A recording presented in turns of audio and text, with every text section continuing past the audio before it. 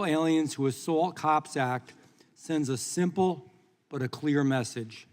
If an illegal alien dares to assault our law enforcement officers, they will be detained and they will be deported. This is because actions have consequences. That seems like a pretty common sense life lesson that most of us learn at a very early age. A lesson President Biden and Secretary Mayorkas never learned and seem to have even forgotten the little they knew. Since President Biden has taken office, millions of illegal immigrants have been released into our country. We don't even know who many of these people are, where they're going, what they're doing, what their intentions are. It's a reckless policy, and it's dangerous, and it's had very real consequences, particularly for American law enforcement. November 2022, the FBI arrested 2 illegal aliens for attacking a U.S. Border Patrol agent. March 2023, another illegal alien violently assaulted a U.S. Border Patrol agent while being taken into custody, injuring the agent's face and the agent's arms. Then, on January 27th of this year, America watched in absolute disgust as more than a dozen migrants were caught on camera ruthlessly beating up 2 NYPD officers near Times Square. It's all fact. You can't deny it.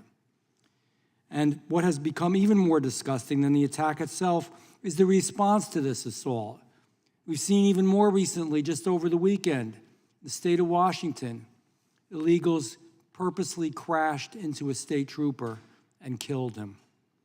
Thanks to New York's far-left's soft-on-crime policies, many of these attackers were freed without bail, and some even bussed off to California at taxpayers' expense.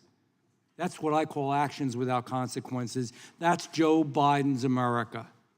And the longer he and his administration go without taking action and holding these bad actors accountable, the longer he too is giving Americans, his constituents, the middle finger.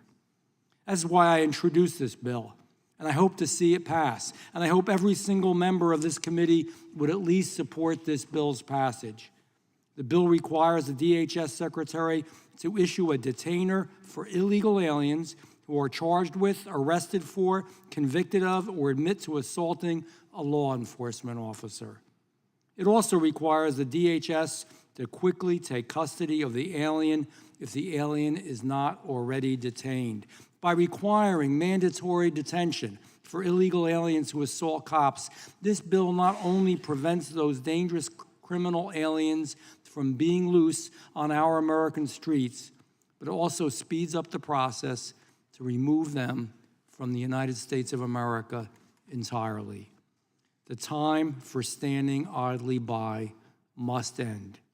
We cannot stand by as the fabric of our society devolves into violence and lawlessness. This bill isn't just a common sense solution to removing illegals from our streets and out of the country. It's more. It's much more. It's a call to action and a demand for accountability to those that break our American laws. And it is a reminder that those that do will face the consequences as they should. I urge all of my colleagues to support this bill, and I yield back.